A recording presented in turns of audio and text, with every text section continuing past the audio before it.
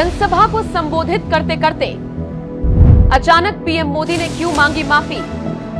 फिर रैली में आए लोगों से ये काम करने की अपील की। सोशल मीडिया पर वायरल वीडियो को देख हर कोई हैरान।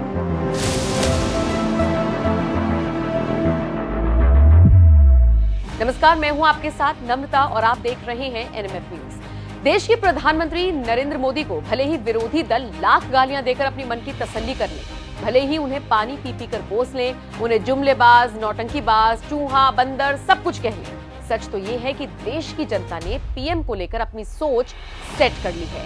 तभी तो 2024 के चुनावों से पहले ही हर तरफ सुनाई देने लगा है कि आएंगे तो मोदी। दरअसल नरेंद्र मोदी में देश की जनता को वो सारी खूबियां दिखाई देती हैं जो बाकी किसी में नहीं दिखती। ये मोदी तो हैं जिन्हें मंच से बोलते बोलते खंबे पर चढ़ी लड़की दिख जाती है और पीएम बीच भाषण में ही उससे नीचे उतरने की मिन्नतें करने लगते हैं। बेटे बेटी आप नीचे आओ, बेटा नीचे आओ, बेटा नीचे आओ। ये तार की स्थिति अच्छी नहीं बेटा, दिगालमा प्लीज बेटा नीचे आइए। दिगालमा बेटा ये मैं आपकी बात सुनूंगा, बैठिए बेटा नीचे आइए प्लीज।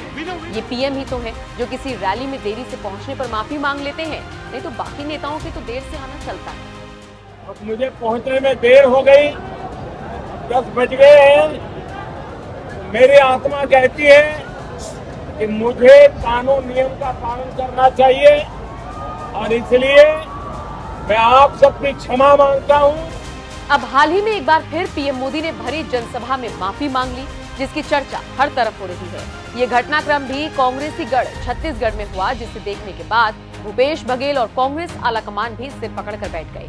दरअसल पीएम मोदी के इस अंदाज की चर्चा पूरे प्रदेश में हो रही है और बाकी 17 नवंबर को चुनाव भी है, तो ऐसे में कांग्रेस डरी हुई थी। खैर, भरी सभा में ऐसा क्या हुआ कि पीएम ने माफी मांग ली, ये भी जान लीजिए।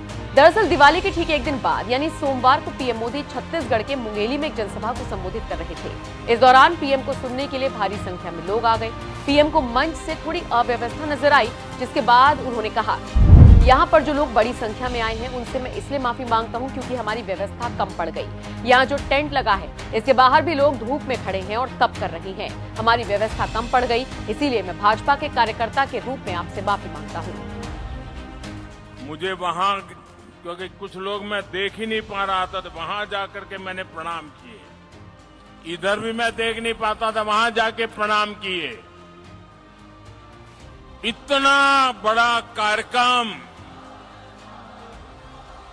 और मैं देख रहा हूं हमारी ये व्यवस्था छोटी पड़ गई। बहुत लोग इस मंडप के बाहर धूप में तप रहे हैं, धूप में तपते हुए भी इतने प्यार से आशीर्वाद दे रहे हैं। जो लोग बाहर धूप में तप रहे हैं, हमारी व्यवस्था कम पड़ गई, आपको तकलीफ हुई, मैं भाजपा के कार्यकर्ता के रूप में इस कमी के लिए आपकी क्षमा मांगता हूं। पीएम मोदी यही नहीं रुके, उन्होंने कहा कि आपकी तपस्या बेकार नहीं जाएगी, मैं आपके तप के लिए विकास करके दिखाऊंगा और ये मेरी गारंटी है। हर तरफ एक ही गूंज है कि भाजपा आवत है। मैं आपको विश्वास दिलाता हूं, आप जो इस धूप में तप कर रहे हैं, ये आपकी तपस्या बेकार नहीं जाने दूंगा। मैं ये आपके तप के लिए विकास करके मैं आपको लौटाऊंगा, ये मैं गारंटी देता हूं आपको। इसके बाद पीएम मोदी ने रैली में आए सभी लोगों से एक पर्सनल काम करने के लिए भी कहा।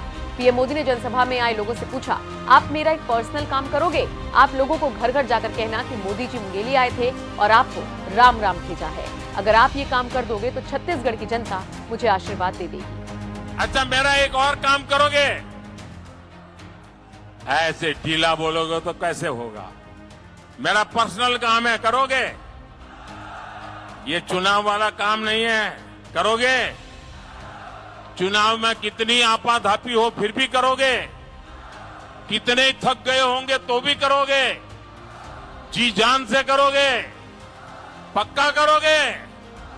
तो एक काम करना, घर घर जाना और जाकर के कहना कि मोदी जी मुंगेली आए थे, मोदी जी मुंगेली आए थे और आपको राम राम भेजा है, जोहार भेजा है। ये मेरा राम राम पहुंचा दोगे? ये मेरा जोहार पहुंचा दोगे? जब आप मेरा राम राम पहुंचा दोगे, जब आप मेरा जोहार पहुंचा दोगे ना, तो घर के लोग मुझे आशीर्वाद देंगे। तो देखा आपने किस तरह से पीएम ने कांग्रेस के गढ़ में अपना डंका बजवाया और एक साथ पूरे प्रदेश की जनता को अपना मुरीद कर लिया। फिलहाल आप पीएम मोदी से जुड़ी इस खबर पर क्या राय रखते हैं? कमेंट करके अपनी राय हमें जरूर